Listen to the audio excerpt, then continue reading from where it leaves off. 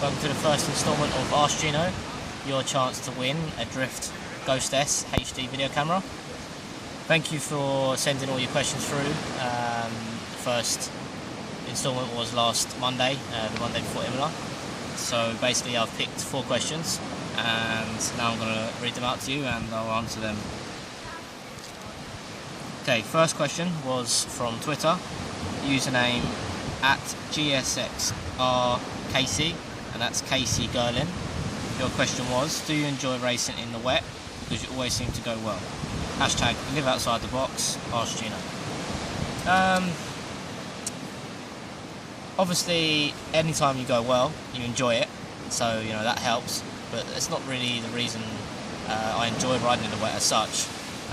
You know, I've come from a motocross background, also raced supermoto, so I'd say that my feeling and throttle connection with the bike, and you know, feeling what it's doing underneath me is I'd say pretty good. So you know, that helps in the wet because it's a fine line between crashing and you know, staying on the bike, and trying to push hard is in the wet and be fast. Obviously, that's you know one of the key points, and that and adapting to the changing conditions of the track.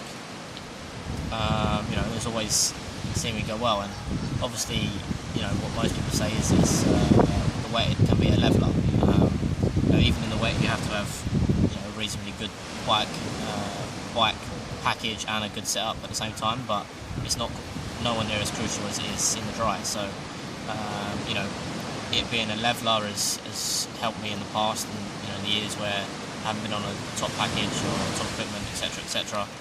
I've always seemed to go well in the wet. Obviously, you know, the podium at Sepang in Moto2 was being the highlight, and all throughout that year, and you know, in the years of Moto2 I was at the front in the wet. So yeah, pretty much they're the 2 reasons.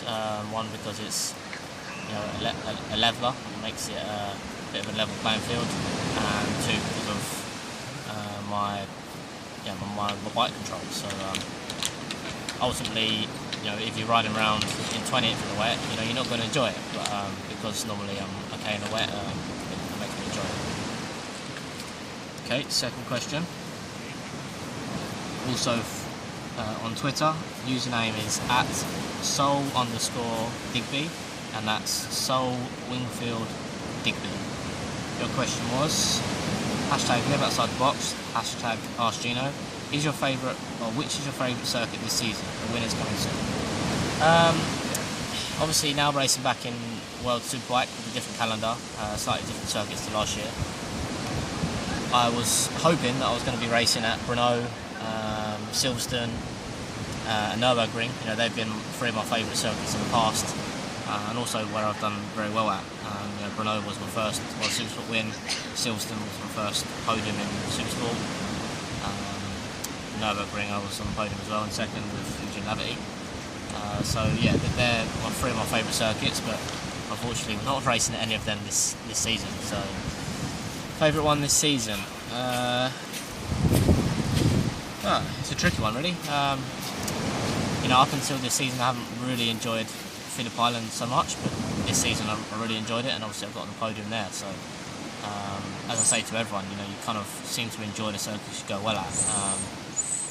Donington I like, I'm looking forward to that, especially being the next race. Beyond that,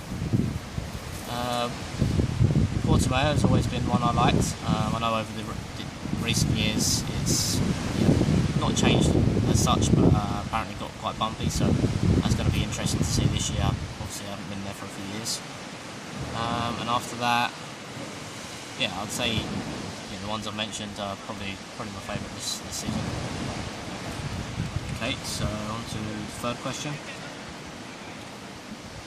How do you prepare mentally before a race? And that's by @WayneO99, and the name is Gravel. I'm not sure if that's your real name, but anyway, thanks for the question. That was through Twitter. How do you prepare mentally before a race? You know, a lot of my preparation is done leading up to the weekend, you know. But before the race, the main thing I'd say I do is visualisation. I always like to, you know, sit and visualise myself doing a race start, being on the grid. The first lap of a race, situations that you might encounter, whether you're at the front, whether you're mid-pack. You visualise the places you can pass, and then obviously visualise during the race, the last part of the race, what you're going to do on the last lap. They're the main things mentally, really. I don't go so far into that side. I used to just close my eyes and ride like a stone and just hope for the best. But obviously this year it's a long season, and we want to score the most points we can at each race, and just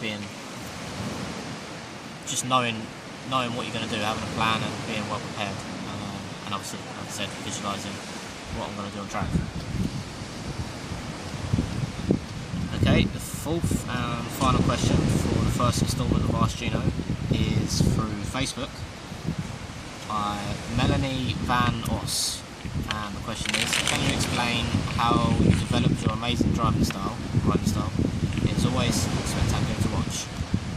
I guess what she means by riding style is mainly, I suppose, the elbow down thing. When did that really start? 2009, 2010. I'm not sure really where it come from. It just come from me.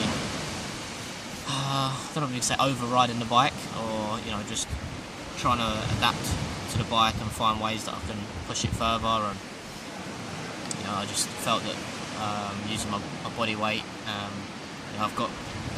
not exactly tall in height, but I seem to have longer legs and a shorter body, so I always tried to get my body off the bike a lot, and that led to obviously scraping your elbow on the ground, I think during 2009, and then into 10, 11 and on from there. The elbow scraping thing kind of come from there. I also had an aggressive style where I was moving a lot on the bike, which again came down to overriding and just really trying to be aggressive to get the most out of the bike and the most out of the situation I was in. So just adapting to the situation and just pushing as hard as I can, I suppose. Now everyone seems to be getting the elbow down. It's like an everyday thing now, but that's just where it started, and that's where it's gone. And that's it. That's the 4 questions. Join us tomorrow, Monday, for another instalment of Ask Gino, where you can win yourself a Drift HD camera, the Ghost S model. We'll keep you updated and keep the questions coming. Make sure you hashtag Ask Gino and hashtag live outside the box. Thank you.